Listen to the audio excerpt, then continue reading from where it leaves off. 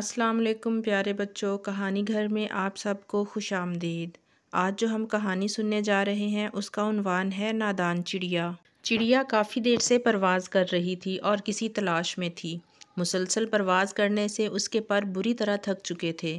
اسے بھوک بھی ستانے لگی تھی۔ اب وہ کوئی محفوظ ٹھکانہ تلاش کر رہی تھی۔ کافی دیر کے بعد اسے ایک گھر نظر آیا جہاں صحن میں ایک چھوٹی بچی ادھر ادھر پھدکتے چھوٹے چھوٹے چوزوں کو دانہ ڈالنے میں مصروف تھی۔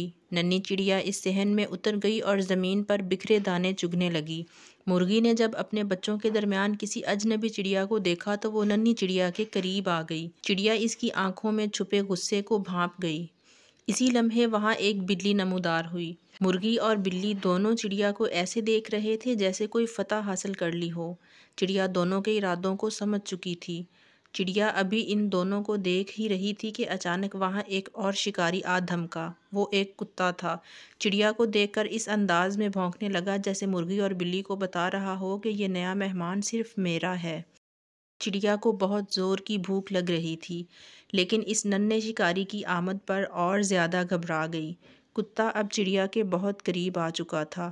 چڑیا کو فوراً کوئی محفوظ جگہ تلاش کرنی تھی۔ وہ خونخوار آنکھوں والا کتا چڑیا پر جھپٹنے ہی والا تھا کہ چڑیا پھرتی سے اڑ کر صحن میں موجود کھڑکی پر آ بیٹھی۔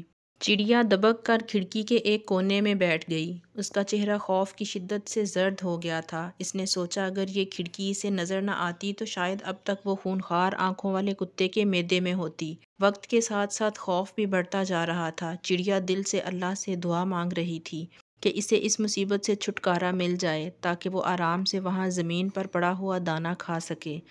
بھوکی چڑیا اپنی قسمت کے بارے میں سوچنے لگی، کاش وہ چڑیا نہ ہوتی بلکہ انسان ہوتی، کوئی اسے اپنا نوالا نہ بناتا، اسے ہر وقت اپنی جان بچانے کے لیے دوسرے خونخوار جانوروں سے اپنی حفاظت نہ کرنی پڑتی، آرام سے چین کی زندگی بسر کرتی، کوئی کتا یا بلی اسے کھانے نہ آتا، اور نہ وہ آج بھوکی پیاسی اس طرح خوف میں رات کاٹ رہی ہوتی۔ وہ رات واقعی بہت دہشت ناک تھی۔ اس نے اپنا سر باہر نکال کر نیچے کا جائزہ لیا۔ وہ خونخوار آنکھوں والا کتا ابھی تک اپنے شکار کی تاک میں بیٹھا تھا۔ اگلی صبح بھوکی چڑیا نے ایک نظر نیچے ڈالی، وہاں اب کوئی شکاری نہ تھا۔ اچانک ایک چھوٹی بچی کھڑکی کے قریب آئی۔ اس نے چڑیا کو دیکھا۔ چڑیا تقریباً ادھ مری ایک کونے میں پڑی بے جان سی نظر آ رہی تھی۔ بچی نے اپنے ہاتھ کی انگلی سے چڑیا کو چھوا تو اسے احساس ہوا کہ وہ چڑیا زندہ ہے۔ اب چڑیا کا دل خوف سے ڈوب رہا تھا کہ نہ جانے وہ بچی اس کے ساتھ کیا سلوک کرنے والی تھی۔ اچانک اس بچی کی آواز آئی، اوہ ہو، لگتا ہے اس ننھی چڑیا کے پر نہیں ہیں۔ اس پورے جملے کا صرف ایک لفظ چڑیا کے ذہن میں جیسے اٹک کر رہ گیا۔ چڑیا نے لمبی سانس لی، جلدی سے اپنے پر پھڑ پھڑائے اور تھوڑی ہی دیر میں وہ نیلے آسمان میں گم ہو گئی۔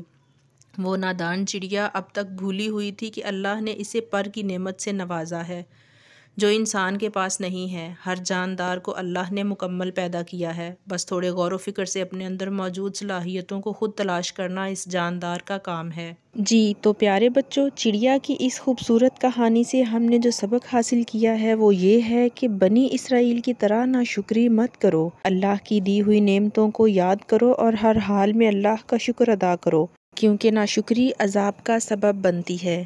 ملتے ہیں اگلی ویڈیو میں ایک اور نئی سبق آموز کہانی کے ساتھ۔ تب تک کے لیے اجازت دیجیے۔ اللہ نگہبان۔